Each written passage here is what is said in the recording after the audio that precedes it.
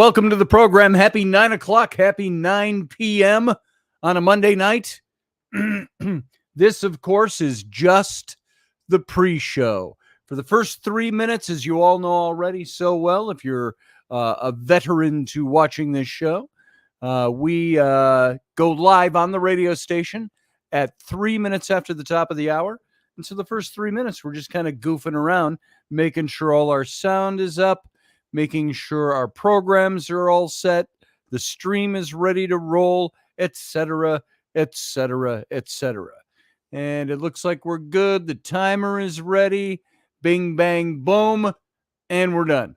So now we just got 2.5 minutes, almost 2 minutes to kill until we go live over on the radio station. So how is everybody tonight? If you remember right, that this show doesn't have the same kind of chat room we had on the YouTube channel, but it does have a chat room, and it's down below the window. So, Randall Flagg, good to see you over there. Hey to you as well. And as people come in, they'll be able to see this. Not everybody joins the chat room, but you can if you'd like. Right over on the Patreon channel, below the video window. So I got to turn the sound there so I can watch this as we go and make some comment on anything that's said in the chat room. So there you go. So what do we got? We got 1 minute and just a handful of seconds left before we go live. And while this is live on Patreon, it's not quite live yet on the radio. So that's coming very quick, less than a minute. So I hope you're all doing well. I hope you had a good day. It's been a great few days. Working my wife's garage sale, sitting out in the sun for 4 days. You can see by my tanned face. Oh, and my burn lines. Where are my burn lines? On my arms even. Well, now it's faded a little bit. See, I fade. I'm Welsh by heritage. That means I don't tan in the sun. I pinken, I redden, and then I fade back to white. So it never quite turns tan. So we're just about ready to go here. I'm going to flip this banner on, and we're just about ready to hit the radio stream in just a few seconds. So we're going to go dark. Sit tight. The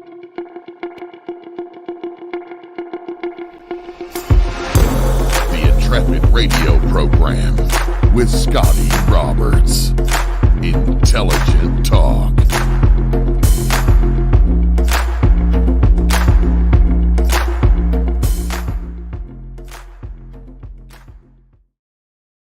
Happy Monday evening, everyone. Welcome to the program. I am your host, of course, Scotty Roberts, here on this, my show, the Intrepid radio program.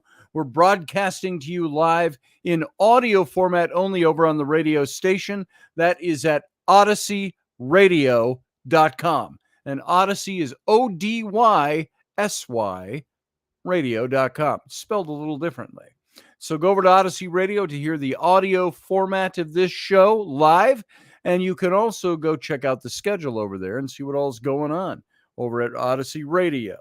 And at the same time, you can watch this show and its video simulcast over here on my Patreon channel.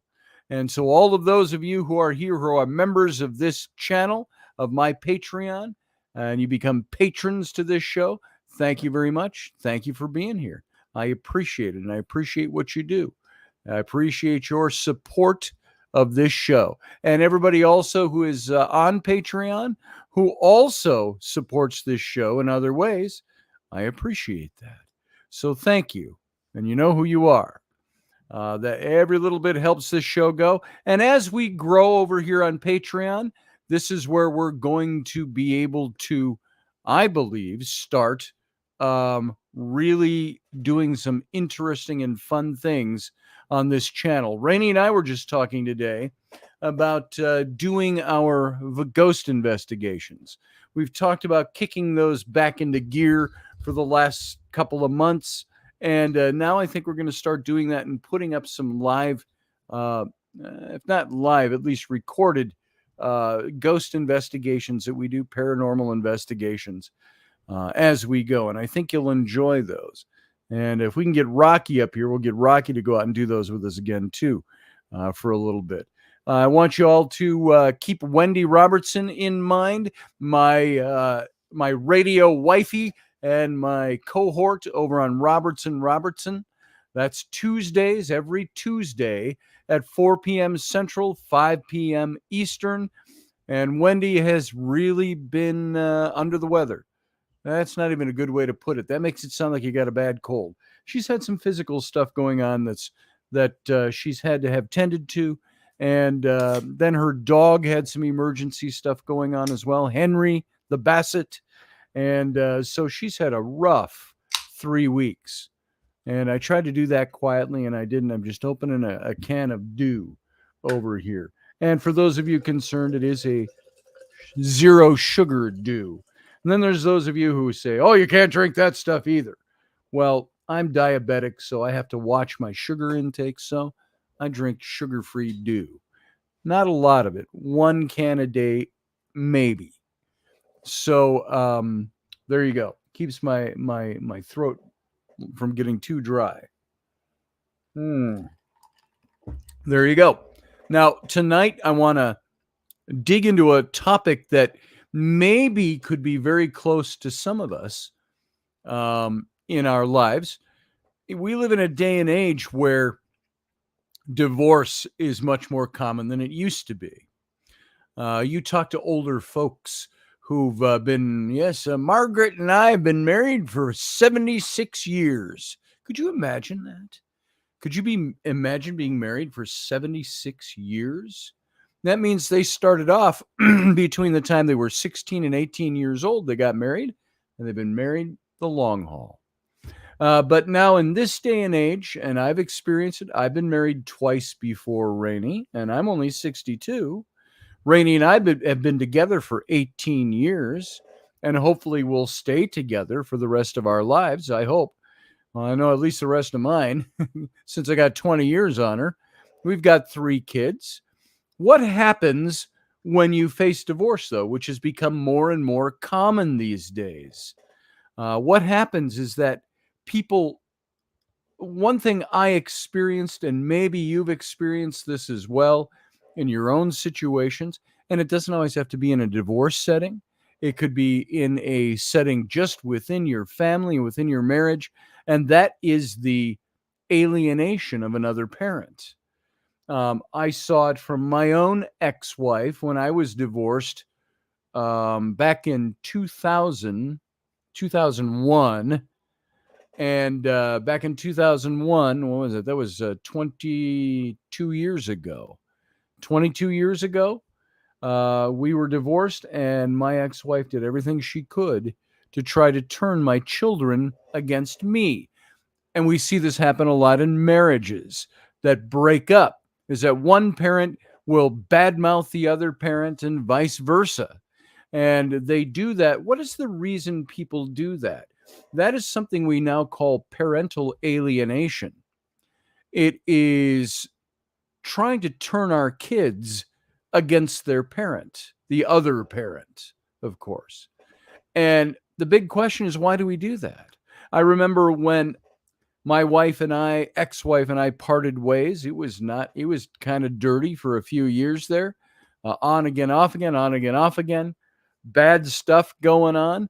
And finally, I was the one who finally called it quits. I said, there's the paperwork. We're done. I'm not doing this anymore. And then we got back together. Then it happened again. And it just finally reached a point where it could be not resolved. And she spent a great deal of time trying to turn my then now 31-year-old daughters, my then 9-year-old daughters, tried to turn them into thinking their dad was a bad person. Even with Sam, who is 9 years younger than my daughters, my ex-wife spent an inordinate amount of time trying to turn him against me. And then when Rainey and I got married, Sam was 4 to 5 when we got married, something like that. I may have some of my chronology off.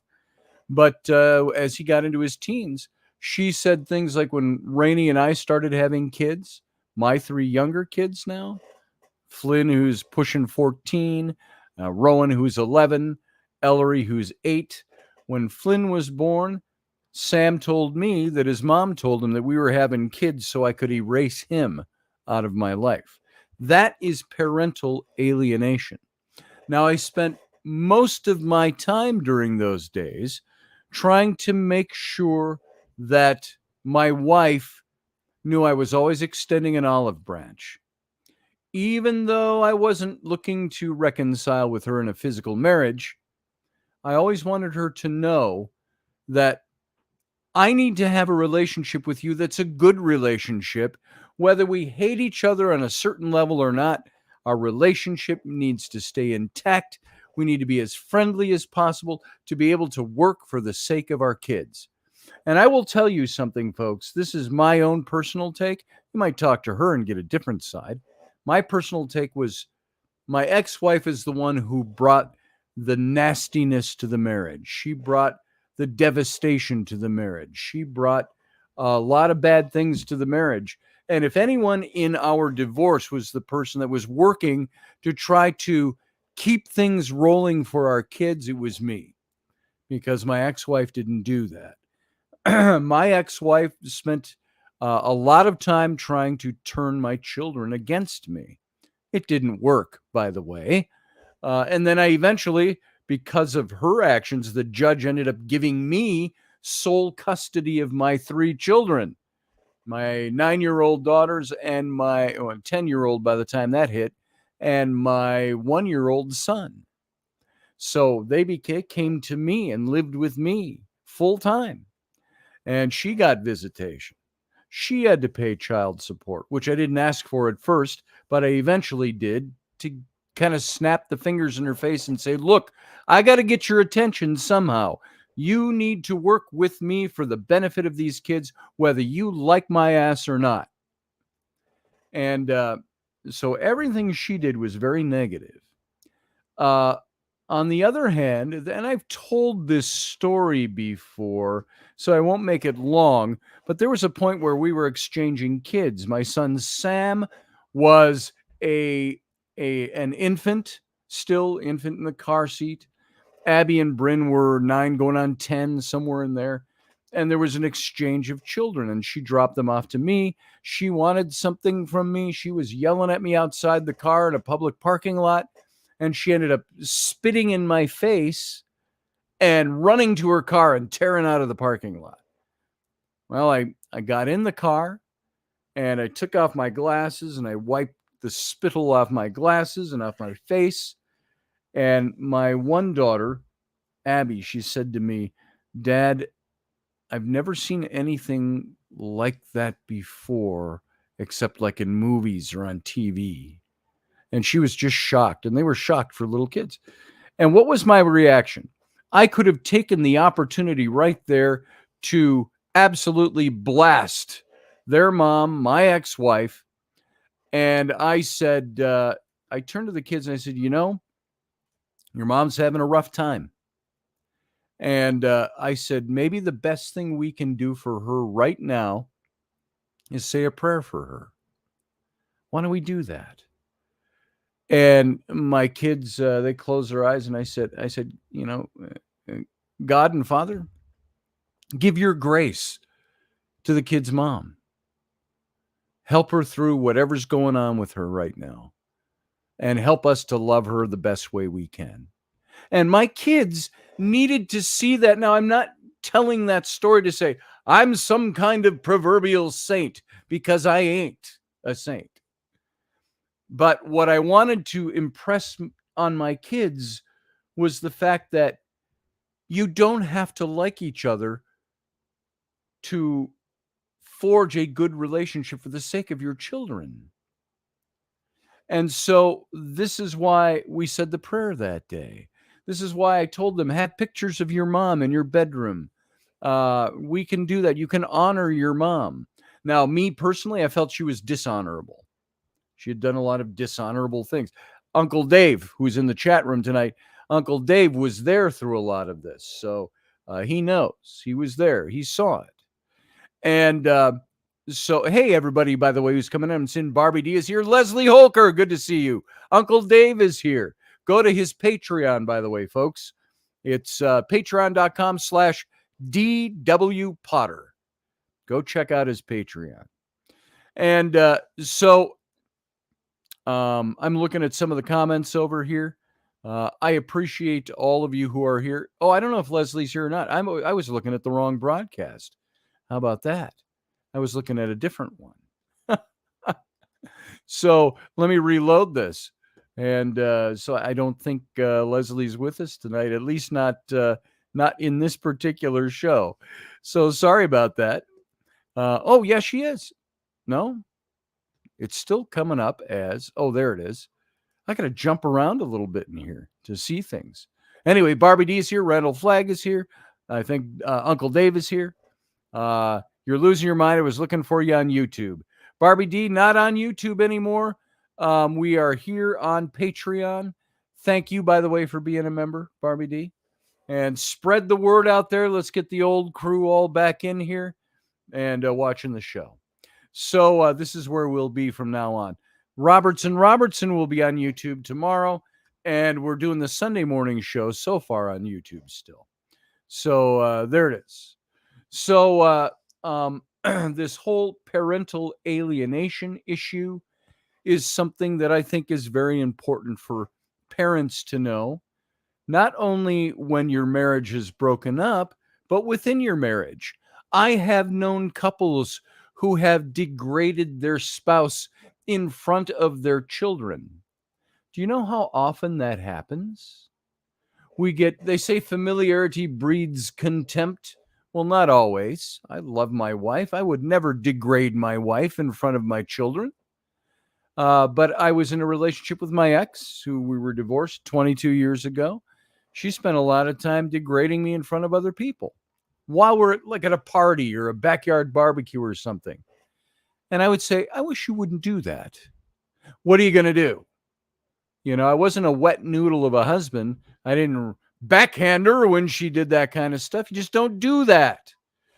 But I would say to her in private, I would try to play it down or laugh it off. But I would say to her in private, you know what? I don't appreciate that. If you don't like me, you tell me. Don't come to a gathering of our friends and unload your baggage about me onto other people. I don't appreciate that, and they don't need to hear it. And do you know what uncomfortable position it puts them in? Well, I know couples, folks, who do that to each other. It's horrible. If you cannot uplift your spouse in front of other people and you've got to degrade them for their faults that you have a problem with, maybe your fault is that you have a problem with them in that area. And you're the one who needs to lighten up and fly straight. And so couples will do this to each other, especially in divorce, many times even within marriage. And it's a very sad state of affairs when people treat each other this way. And it's something that I will encourage you all to not do. Don't degrade your spouse in front of somebody else. Now, if you got to talk private to your mom, your sister, your cousin, your confidant, that's not for the purpose of degrading. It's for the purpose of, I got to unload. I got to spill my guts on things that are bothering me. You know, you got to find a way to do that. I understand that. And some people have nobody else to talk to. Randall Flagg says poison for a relationship. That's exactly what it is. I told you a few months ago when we were talking on the show that a marriage can survive infidelity. Do you know that? One of the cardinal bad sins of a relationship is infidelity, disloyalty. A relationship can survive disloyalty. A relationship can survive infidelity and heal from that and move on. A relationship can survive a lot of things and heal and move on. what a relationship cannot abide and cannot survive is contempt for the other person, coming from one person to another or both to each other. And when you're in a state of contemptuous state between each other, you've got kids, you better learn how to fix it. You better put on your big boy and big girl panties and figure out how to fix that bullshit, or you're going to ruin your kids. And you will end up in divorce. And if you can't fix it, then pony up and get out of it for the sake of your kids. Is divorce ever good for kids? No. Even when it stops the fighting, it stops the bitterness, it stops the nastiness, it stops the contemptuous behavior. Even when those things are in a relationship, or if you have to end a relationship because of that, your kids still suffer from it. Believe me on that. I read a book once a long time ago called something about the consequence of divorce on children. I can't remember the title, but the language of the title was so very good. It was about the enduring effects of divorce on children. Children never outgrow divorce. Children never outgrow nastiness between their parents, contemptuous relationships. So all of that's not even the main topic tonight. The main topic is not being contemptuous of your spouse in front of your kids, not alienating. Do you engage? Let me ask you, do you engage in parental alienation? Now, if you have grown kids and they're in their 30s and the 40s, my daughters and I in their 30s, and my son who's 22, we talk about stuff with their mom quite a bit when it comes up.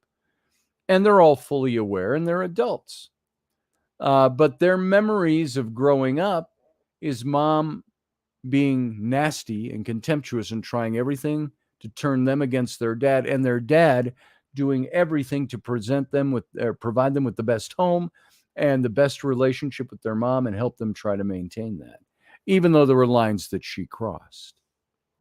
So here's where I want to get into the topic for tonight, and that's this parental alienation issue. How lies and manipulation can hijack mostly the father-child relationship, although it can work the other way around too. So you can affectionately call this show by title, Parental Alienation and the Hidden Father. All right? Guys, I want you to take this to heart. Women, I want you to take this to heart too. Maybe all of us aren't in those situations where we have to worry about this right now. Your kids may be grown and gone and grown up. Your kids might be young. You might be married in a great relationship. You might be single. All of this is something that you have to keep in the forefront of your mind for a future relationship, for the relationship you're in, for a relationship that may have ended up on the rocks. And you've got kids in the wake. Parental alienation occurs when one parent undermines the child's relationship with the other parent. And this is a very common thing that happens out there. Parental alienation harms fathers due to societal and cultural factors, causing negative consequences. And the effects of parental alienation can cause profound and complicated, enduring grief. There's a quote here from a song, "I'm So Happy I Can't Stop Crying" by Sting. And the lyrics said, "The park is full of Sunday fathers and melted ice cream. We try to do the best within the given time. A kid should be with his mother. Everybody knows that. What can a father do but babysit sometimes?" I got to tell you, it sticks a poker in my heart to read those lyrics. I did everything to be a dad and a mom to my kids. Now, there are times I feel I'm not the same kind of dad with my current 3 kids because I've got a wife who loves me, who I love, and we build a home together. It's not that we don't fight and have arguments. Stupid cow can come out of somebody's mouth every now and then. But we work for the benefit of our kids. And my wife, being a stay-at-home mom for the most part, she works a couple days a week, maybe 1 day to 2 days a week at the thrift store. She has a little project she does at home, try to bring in money, does her massage therapy. We're both here all the time. We both work very hard, but she's the mom and she does all this glorious stuff with our kids. So she's there. So I don't feel like the babysitter to my kids, but I know I have a different relationship with these three than I had with my first three, because the first three, from the time they were 9 on, I was the sole parent. And so I did everything with them, for them, about them. When Rainey and I started getting serious, I don't think it was even when we started getting serious. When we started hanging out, almost from the get-go, I said, you do know I'm a dad of 3 kids, and I have sole custody. She says, I know. I love you for your kids and stuff. I love the way you are with your kids, yada, yada. And it built into what it is. She became a fantastic stepmom. She came into our lives when Abby and Bryn, my twin daughters, were 14, I want to say. 14 years old. And Sam was 4. So they were 13 when she first came on the scene. And about 3-4 years after the divorce. And I remember scenes where Sam was 4 years old, and the girls and their mom were having a rough time about something. She dropped them back off. She had taken money of theirs that I gave them for a concert, and she appropriated it. And I said, I need to talk to you about why you did that. And she basically flipped me off, literally, and tore out of the driveway. Rainey, who was brand new to a relationship with me, was holding Sam in her arms, who was crying because of the way his mother acted. Abby and Bryn cried. And so this was a woman, Rainey was a woman who came into a ready-made family and was momming those kids before we were even serious about dating. And she grew right into it. And then we had our own 3. So fathers, before I get into this, I just want to double check the chat room to see if there's anything I'm missing. So I got to go over here and restart the chat room and take a look to make sure we're all, everybody's in here. And I can see all the comments that are in here. Load more comments. It says, there you go. I'm immune to all factors, Scotty. LOL, says Barbie D, but I still can learn. There you go. We all can learn. And so moving into this now, I want to talk about this.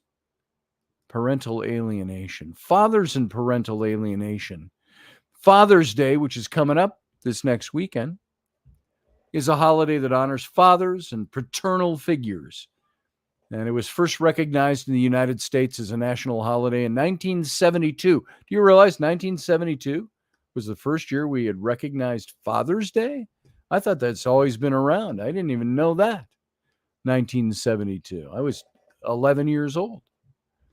And Father's Day can be a source of complicated grief, specifically when divorce or separation occurs, especially as the parenting roles shift and change as a result of the murky circumstances that divorce creates.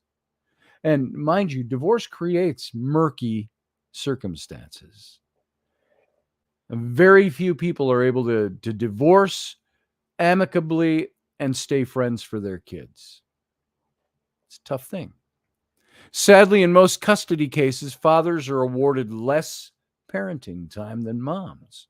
And this has less to do with the law of each individual state and more to do with the judges who try divorce cases.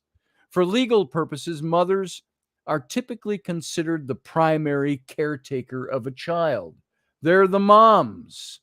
They've always mothered their kids, nurtured their kids. They're the primary caretakers. And recent statistics show that moms gain the role of primary custody of their child or children in approximately 65% of custody cases. Even when a 50-50 custody schedule is granted, both parents have significantly less time to spend with their child or their children. That's why I was glad I got my 3 kids sole custody, because they were always there. I'll just share this tidbit and maybe more as they come along. You've heard me say this. My daughters and I, my son too, when he was younger, we spent an hour to an hour and a half every morning. They'd get up 6 o'clock-ish. They'd have to be to school at 8. We'd sit in the kitchen and I'd make breakfast the way some families have dinner around the dinner table. We had breakfast every morning. I would make either waffles in the waffle iron, or I would make omelets, or we'd make pancakes. And we do stuff like that every single morning without fail. This is what we did. This was the way we spent mornings, because we got to talk. We sat and talked, and we laughed, and we joked, and we told our stories and stuff. And then we were able to do that at dinner too, but dinner usually wasn't a sit down. Usually, did various things for dinner. But breakfast was our time together. So I did everything I could to be that parent who was there for my kids. Grief is an aspect of divorce that needs to be addressed. And it's especially hard to grapple with when a father is unable to see or be with his children. Do you know how gut-wrenching that is? Some dads are okay. They're like, oh, cool. I'm going to go find a new chick, and I'm off doing my man stuff. Other guys, I was a dad that there were times my children were hidden from me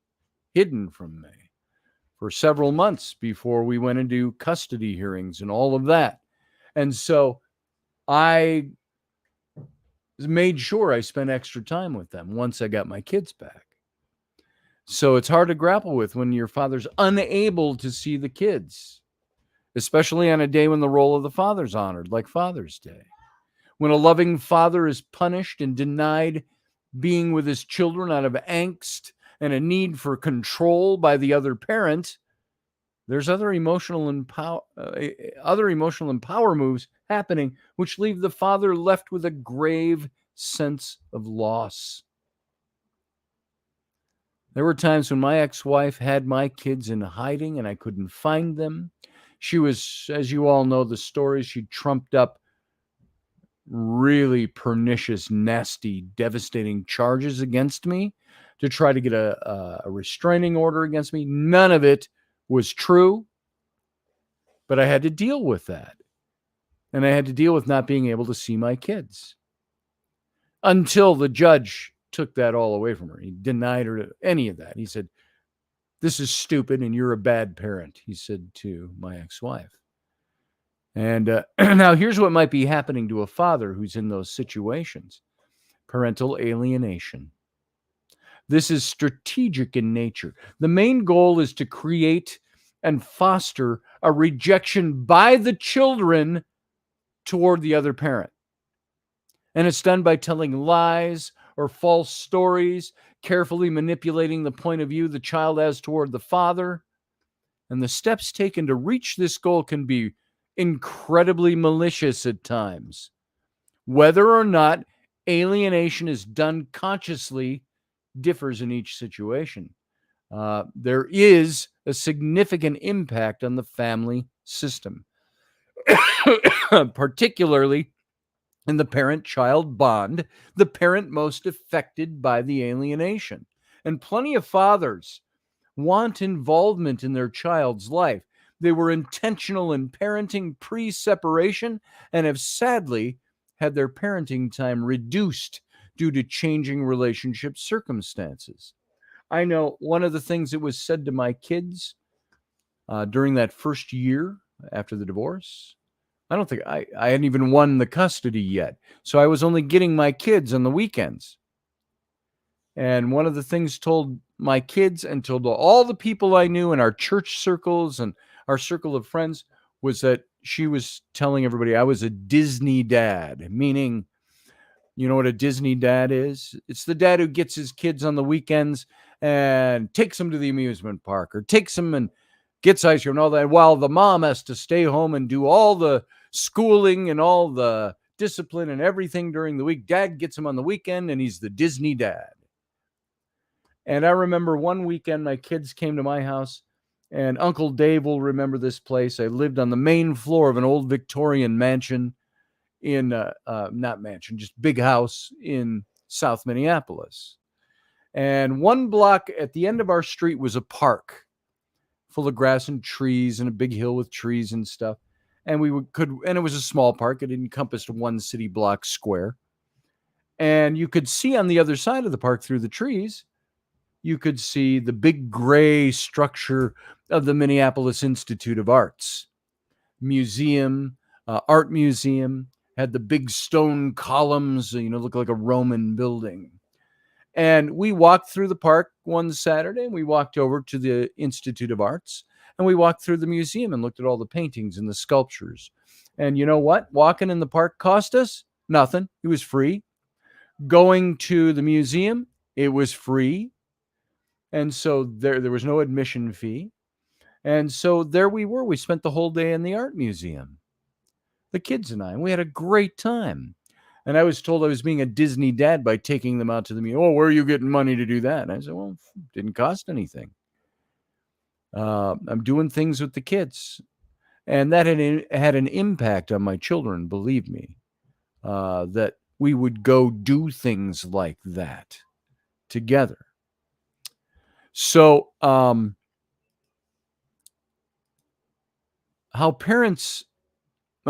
parental alienation impacts fathers is like this. 1, strained relationship with their child. The alienating parent might employ various tactics to undermine the father's authority or his credibility and bond with the child. And his bond with the child, probably a better way to say that. Limiting contact, sharing negative narratives may cause the child to internalize these messages and develop resentment or hostility toward their father. And this makes it challenging to maintain a healthy relationship. By the way, when we were going through the custody stage of our divorce, I would be on the phone with my daughters at their mom's house, and she would grab the phone from them and say, your 15 minutes is up. You can't eat into my time to talk to the kids. And she would unplug the phone. Take it out of the kids' hands. I remember once my daughter, I don't remember if it was Abby or Bryn who said this, we're talking away and they go, oh, hurry up, Dad. Mom's coming to unplug the phone. Bye, I love you. They're like, you better hurry, Dad. Here we go. And they kind of made a little joke out of it, but they grew up experiencing it. I finally bought them a cell phone. And my ex-wife said, what do they need with a cell phone? They're too young. So that cell phone I bought for one purpose. This is before they could go on YouTube and all that other bullshit online. It was a phone. There was no screen on it other than the phone number. And I plugged in my phone number and their mom's phone number and my mom's phone number, grandma, and 1 or 2 other people so they could call if they needed to. But I said, that phone is specifically so my kids can call me anytime they need me. Anytime they need to just talk to me. I am always there. They can call me on their cell phone. I learned later that she took that phone from them and threw it in the river. I bought them a second phone. And there's one day I was talking to the kids on their ground phone and their mom was gone. And they said, Dad, we're calling you. We found the phone.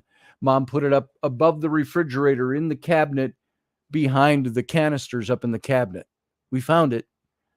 And then she found out they found that and she took that away from them as well. And this all got brought up in court and this really scored against her. So what did she do? She made sure that the kids didn't have a steady line to me or could be in touch with me. It also causes for fathers emotional and psychological distress.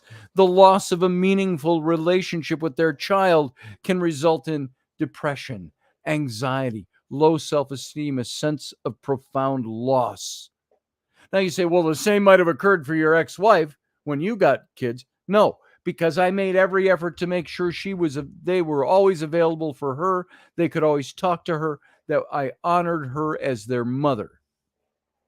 She would come to pick them up, to take them somewhere for a weekend. And I'd say, hey, I got coffee made. You want to come in and have a cup of coffee? I wasn't trying to get her into bed. I wasn't trying to rekindle anything. This was even after I knew Rainey. I said, come on in, sit down, take a load off. And there was one time she was up in the city so late, she spent the night. Not with me. She slept down in the girls' room. And in the morning, I did what I did the whole time we were married. I made coffee in the morning. I said, hey, I got coffee for you. Go have a cup of coffee out in the kitchen. That's the kind of relationship I tried to foster, to maintain an open relationship for the sake of my children. Then with dads, there's legal and financial implications, custody battles, court hearings. Hiring legal representation can place financial burdens on fathers in addition to child support payments. Do you know my first, when I was divorced from her, it cost me $27,000 22 years ago to get divorced. The custody battle. It was unreal. Isolation and stigma. Societal norms and stereotypes often portray fathers as less nurturing or involved in their children's lives compared to mothers. And consequently, they may encounter skepticism, disbelief, or dismissive attitudes when seeking support or understanding. And this lack of recognition and empathy can exacerbate their isolation, make it harder for them to find resources and assistance.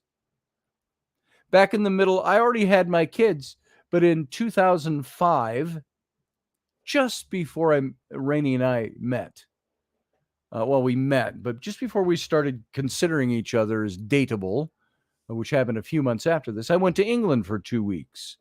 I've talked about that glorious trip a few times with a couple of buddies. Now, I had my kids. First person I went to is my ex-wife. Do you want the kids some extra time? And she says, oh, that's it. You need me to just watch the kids for you so you can go play around the world. I said, you know what? I don't need you. I'm asking you if you want the kids.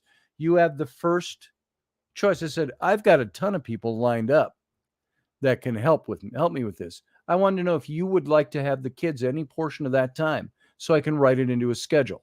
She hung up on me. I'm not helping you have a good vacation. That's not why I was asking her. So what did I do? You can ask Uncle Dave about this. He was one of them. I had 3 or 4 different people that knew me and my kids well.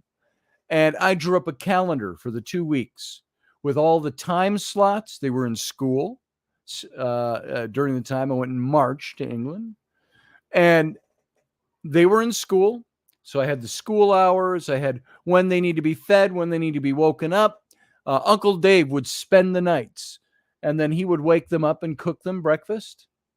And then he'd send them off. And I had another friend that would come and be there for when they got home from school and would sit with them through the evening. And I had a couple of different people that would do that so as not to overburden one person.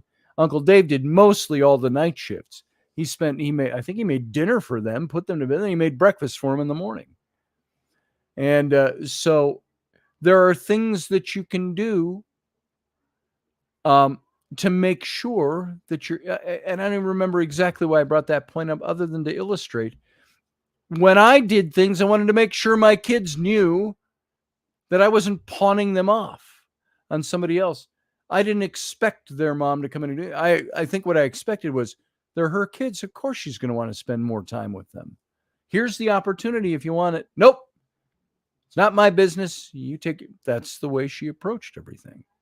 So you think my kids didn't see that when it happened? That's why they're so close to Uncle Dave.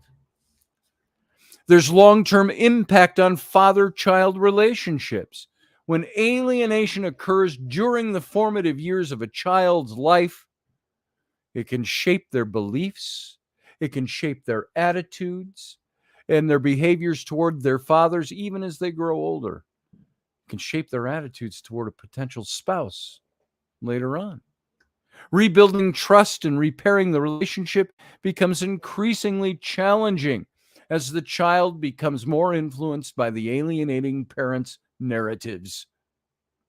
I fucking hate divorce. I hate what divorce did to my kids. I hate it, hate it, hate it. I cannot hate anything more in this world. I would rather suffer the darts and arrows and the pains of being in a sloppy, nasty relationship than ever put my children through something like that again. Relationship between parental alienation and grief. There's loss or significant change in the parent-child relationship.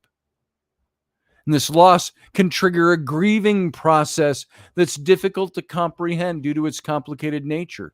The parent on the receiving end of alienation may experience deep sadness and longing for the connection they once had with their child. And they might mourn missed milestones in the absence of a consistent relationship. Rainey walked into the room. What can I do for you? The corn chips have magically disappeared. The corn chips have disappeared? Maybe they were down here. Taint down here. They're not in the cupboard. They're I like potato on chips. the counter. Well, we're having tacos, right? So Right. The kids took them. No, they didn't. None of the kids Oh, know where it is. Couldn't So tell they you. Magically disappeared. I know there's Doritos of all brands up there that No, you got. Doritos are all gone too. I don't know where any of those Those bags are brand new today. No clue. There's no bags of chips anywhere upstairs. Nice. Out of the 4 bags I brought home, there's nothing anywhere. When I'm done with radio, I'll go get some. All right. Sounds good. All right. There you go. Little familial interlude, folks. She didn't want to come on camera because she's busy trying to find potato chips or chips of any kind because she made some kind of salsa dip with meat and all that and Mexican. Ole! For the kids. And so she can't find. There were 2 brand new bags of Doritos, red Doritos, Cool Ranch Doritos, and corn chips that she bought today. They've all gone. We were babysitting some kids, so 9 and 10-year-olds. So I think chips just got consumed like they were candy. So that's where that all went. So dads, though, are going to mourn missed milestones in the absence of a consistent relationship with their kids.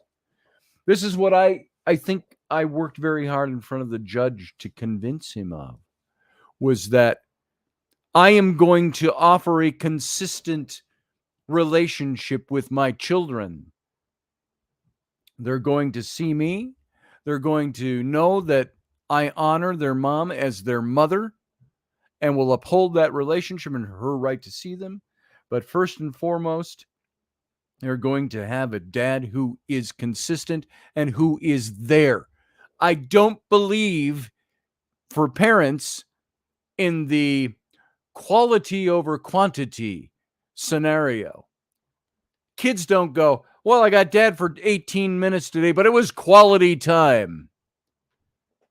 No, kids want their parents' quantity that's highlighted by quality moments. Quantity of time. And if any of you out there listening feel twinges of guilt because you don't think you do that, good. Good. Feel that and then do something positive about it.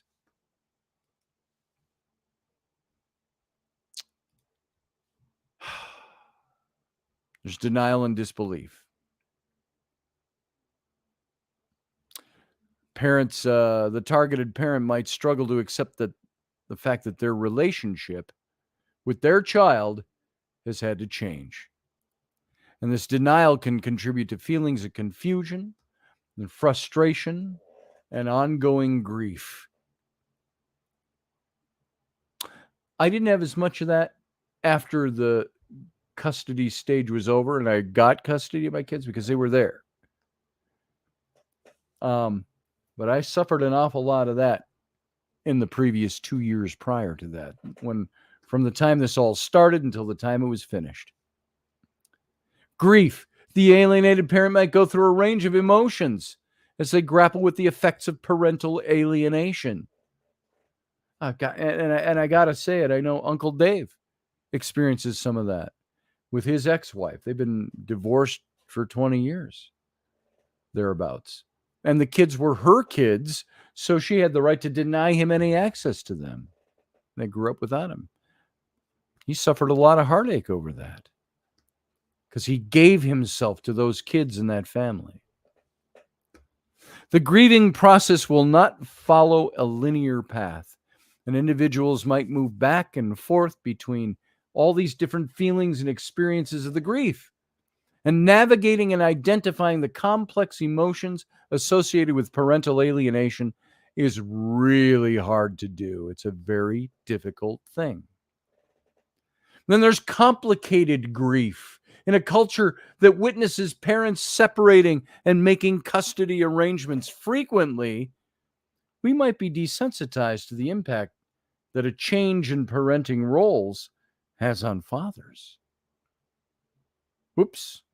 Just hit a button and I lost everything. I was working on my light there. It was too bright for my eyeballs, and I hit the wrong button and just about erased the whole show.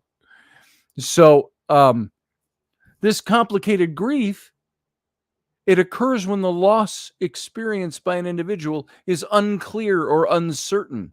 And additionally, this feeling of loss is ongoing. It's unending. And there might be a limited validation or a knowledge of the pain, acknowledgement of the pain that's experienced. So you have to move through the grief associated with parental alienation. Parental alienation of fathers is a complex issue. It's not all strained father-child relationships that can be attributed to parental alienation. Each family has a unique set of circumstances. The impact on fathers might vary depending on numerous factors: the severity and the duration of the alienation, the child's age, the resilience of the child, the support network available to the father. These all play integral roles in determining how to best cope with the alienation that occurs. There's a quote here from Dan Pierce who said, "The greatest mark of a father is how he treats his children when no one is looking." I love my private times with my kids. Taking one at a time. I got to run to the store. Come with me to the store. We can hang out. Why do you want me to go? Well, I want to hang out. Stuff like that. Learning how to cope. The other day, I think we were talking on this show. I had a talk with my son about, I saw some that I mentioned it the other day, on Sunday maybe. Andy Rooney was talking about D-Day, an old 60 Minutes episode. The late Andy Rooney. And my son was there, and I said, watch this video with me. And we were able to talk about D-Day and history and what it meant. So learning how to cope is essential for the targeted parent's well-being. He needs all this support. Parental alienation can generate profound grief-like experiences, despite not involving an actual death. So in the case of parental alienation, there's still the possibility of rebuilding and repairing a parent-child relationship, although it might require significant effort, time, and a whole lot of external support. So parental alienation, let me ask you, do you engage in it? Do you work to build up the image of your former spouse or current spouse in the eyes of your kids? Or do you work to undermine them? Because you want them to hate your ex as much as you do. Hate that person. Now, I will tell you this. When my kids became adults, I'm not talking just 18, mid-20s to 30. My daughters heard me unload a little bit of stuff. Oh, Barbie D, you said hi to Rainey. I missed that. So, sorry about that. And otherwise, I just said hi for you. Indoctrinating the child, says Randall Flagg, makes it hard to turn the tide with the child. That is. Exactly it. I think my kids are, my older kids especially, I'm talking about, because they were the ones who went through the divorce. And mind you, when you get divorced, it ain't just between you and your spouse. If you've got kids, it's between your spouse and kids. You have to work on that. And your relationship has to be worked on with that. And that's wonderful. That's wonderful. Okay, Rowan has to come on camera and show you. It's a good thing we're through the show. We've only got about 2 minutes left on the show. There's Ellery. Oh, there's Rowan. And who are you? Cora. Scotty, that's very rude. That's Cora. And that's you are, I don't know you as well. You're Maddie. Okay. You can step into the camera. There's only one person watching your show. No, there's more than one person watching my show. But That's I'm over going here. out. That's where that's broadcasting My butt is from literally coming to the out. people There's who are one watching person it. watching. No, that's over on the Patreon. Where we're looking at people. Yeah, there's 3 different places this stream comes from and Why gathers has no to. one commented anything? Because this is not the place where they comment. They comment over here. Did anybody comment? And I've only got about a minute and a half left before we go off air. So right here. Here's the show. Here, we'll turn that on. There's a delay. Wake up in the morning. And these are the people. Let's see here. I can show you the people who are in here commenting. Uncle Dave is in there. Barbie D is in there. Oh, I think my Harry Potter's Hope that's the wrong one. There we go. Put them away. Harry Potter. There's all the comments from tonight's show. There you go. That should be So, criminal. What? oh, that's a different show. Did they say anything about us? Indoctrinating the child. What does that So, mean? Dad. guys, we've got less than a minute left and we're out. For those of you who missed the familial interludes, here it is. Criminal interludes. offensive side eye. See, guys, this Look is at the my live window. It gets 30-second delayed on the radio. Criminal So. offensive side eye. Whatever that means. I'm glad you're having fun with that. So we got about 10 seconds and we got to say goodnight to the radio audience. So, radio audience, I want to thank you for being here. Quiet back there in the back. You guys didn't blend out your Everybody makeup quiet. very well. This is No, still we a didn't. live radio show. Everybody in the radio, I want to tell you thanks for being here. Thanks for giving me your time. And you know what? I want you to live long What's the and radio? prosper. Criminal. Join us every weeknight at 9 p.m. Central Standard Time, 10 p.m. Eastern. The Intrepid radio program, a Scotty Roberts Productions broadcast.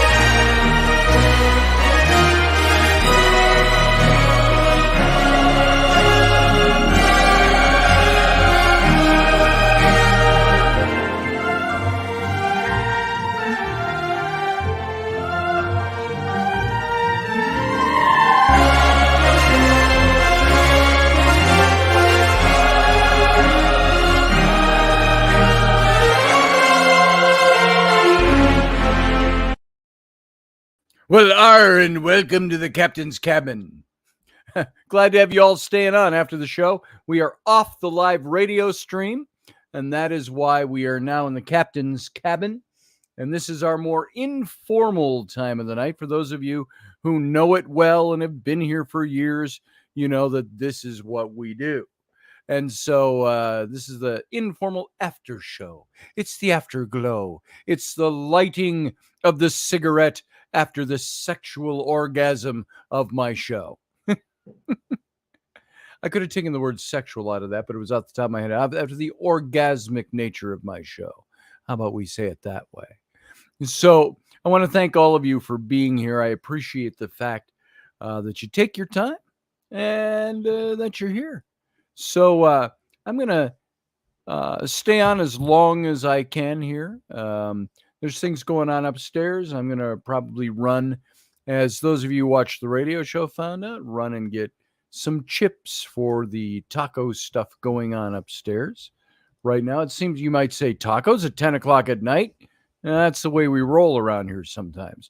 There's a bunch of kids in the house, kids sticking around and doing stuff and playing, and it's summertime. So the kids, and it's still barely light outside. That's what I love about summer. You get about midsummer, and you have light until 10 o'clock at night on the horizon. So I think that's pretty cool. But I started working on a project today, and I'll just show you. Some of you who are on my Facebook saw some of this stuff as I put it up today. I had, as you know, we're working on Patriot propaganda, trying to make that go and be a going thing. And so that's still heavy in its marketing phase. And so that's going on. And I work on little projects that come in, book stuff, and other projects that I've got to finish. And I had an old business partner of mine named Terry Squires. She was married to a friend of mine from college. And we started a little company together back in the early 90s, 1993 to be exact. And we wanted to do, the topic came up of, can we do a set of trading cards, which were all the rage back then, still are, tradable, collectible trading cards, like baseball cards, only, you've seen them out there if you're in the comic book world, all the comic book characters and Batman, Superman, baseball, football, everything, the whole gamut of cards. Can we do a set of trading cards about biblical characters that's cool enough to be marketable? And I thought, yeah, of course we can. So we came up with, and as a big part of naming this and designing this and doing all the art for it, we did a 52 card set of biblical characters done with a comic book style of art. And we chose several different characters out of the Old Testament and did like 7 or 9 cards of each one of those characters, like a little series of events in their lives and their biblical stories. And I wanted to make them look as cool as what you were picking up which were, of course, by nature a little darker, but the superhero cards, things like that. I wanted to get some cool stuff going. So we created this set of cards and we marketed it in 1993. It hit big time in November of 93, and it made the local newspaper, which you think, oh, so what? Well, it's the Minneapolis St. Paul newspapers picked it up, did big stories on it. And then one of the big channels here, the CBS affiliate locally, came out and did a news story in my studio on the making of these cards. And that little news story hit the news wire. And in the next 3 days, the week of Thanksgiving, it hit almost every local news station, CBS affiliate in the nation. And we went gangbusters with that. Biblical cards? Really? There's a market for that? Yeah, there is. And not only the Bible bookstore market where they sold, but they went into regular stores as well, bookstores, magazine shops, things like that, comic book shops. And so it did very well. Well, now that was 30 years ago, and I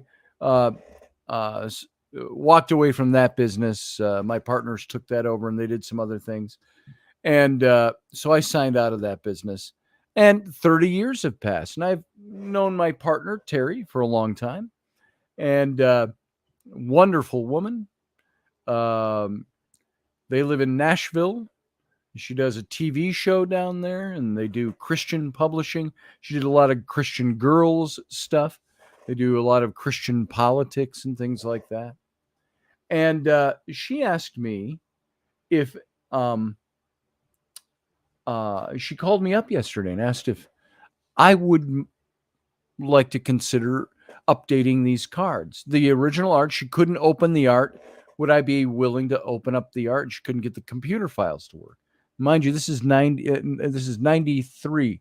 So these have been on a disc for 30 years. And so she sent me the files. I was able to open them. And so what I'm doing is I'm not redesigning the cards, but I'm redesigning the look and the feel and updating it. So here is one card I did for today. I'll show you this, just the front of one card. And it gives you an idea of the style of the work. So this is the card on Moses.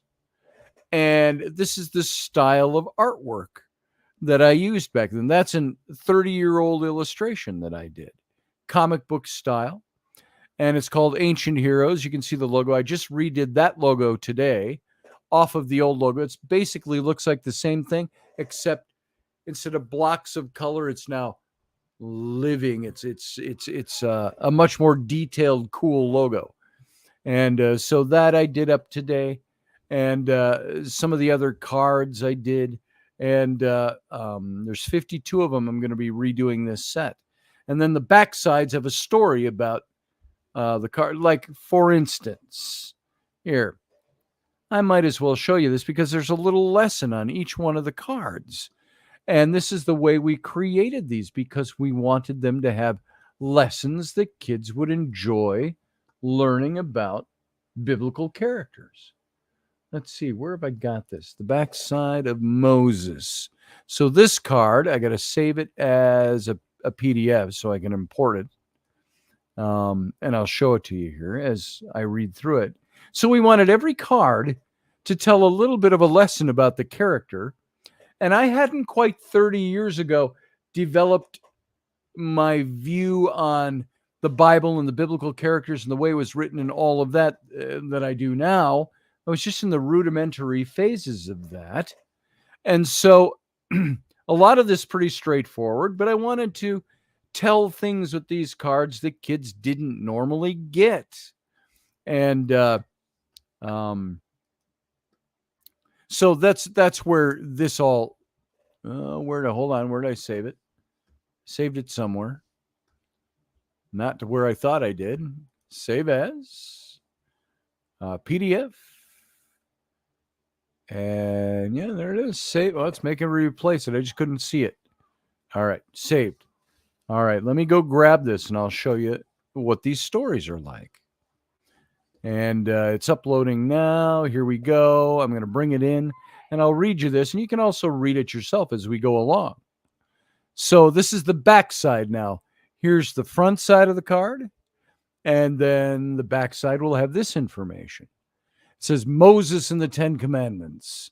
3 months after God delivered Israel from Egypt and provided them food and water in the desert, they came to the foot of Mount Sinai. God called Moses up the mountain and commanded him to summon the nation. Have them wash their clothes and be ready. In 3 days I will appear to all the people, said God.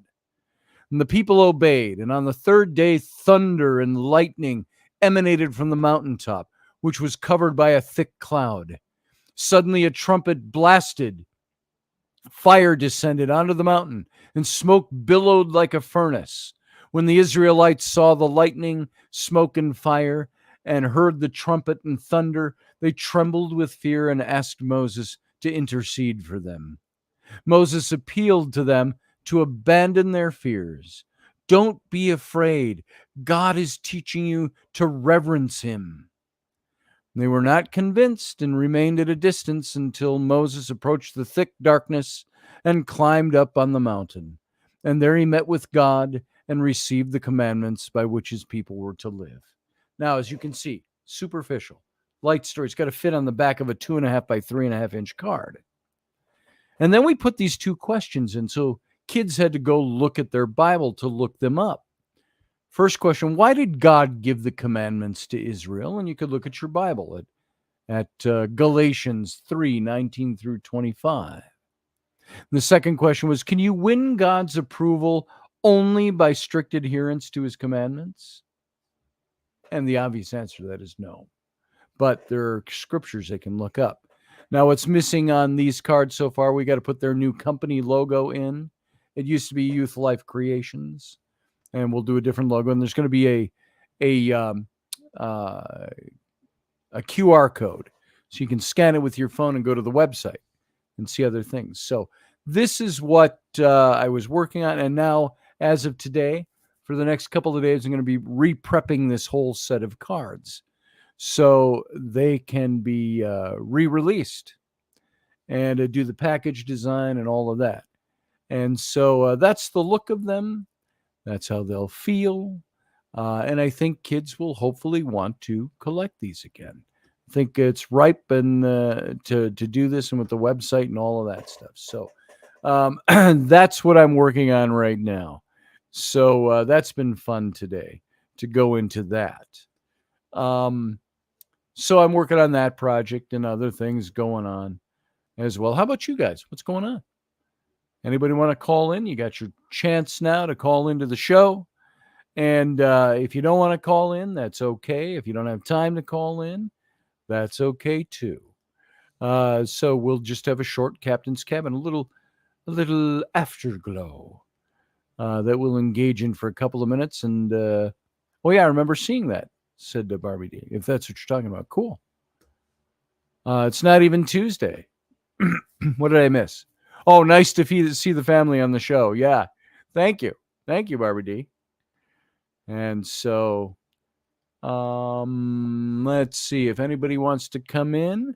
The coming into the show is just as easy as it's ever been. I can invite you with this link right here. I can paste it into the chat room over here. So if you want to call the show, you paste that link, and I'll give it a few minutes. If somebody wants to take the time and get that and come on in, you're welcome to come in, and we'll talk a wee bit. Otherwise, I'm going to go and buy Doritos for my family as they're eating Mexican upstairs. So I hope you're enjoying this format. Everybody who has come to the Patreon and become a patron, I appreciate it. It's not putting money on the table, so to speak, yet. It's not buying food or paying for our mortgage. But the plan is to build a revenue stream that this show can become self-sufficient. And we can use this show to do more and more and more. Get better equipment and create something that's going to be really fantastic for all of you. Now, these shows will be, I'm going to put a 2-week buffer in. When we do a show live on Patreon, it will appear 2 weeks later on my YouTube channel. So you can check out the YouTube if you want to rewatch these shows. If you're a member of if you're a patron on my site, you can come here and rewatch them anytime. If you want to see them, we'll start putting them up and promoting the fact that we're putting them up over on YouTube. And you can watch them in rerun over there. There will not be a live chat room, sorry to say, but you can place comments like you do over here on Patreon. So having said that, thank you for being here. Thank you for supporting this show. Please help spread the word.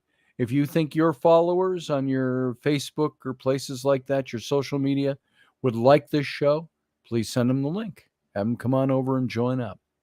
And I appreciate that already and all that you do for me and this show and my family. So I hope you enjoyed tonight. We'll see you again on Wednesday with the next episode of the Intrepid radio program. And also we'll see you tomorrow night on YouTube, not on Patreon, on YouTube, Robertson. So hopefully Wendy is going to be back to feeling like doing a show, and we'll put on a good one tomorrow. 4 o'clock Central, 5 o'clock Eastern tomorrow afternoon for Robertson. And until then, I want to wish you a good night, and thank you for being here. Live long and prosper.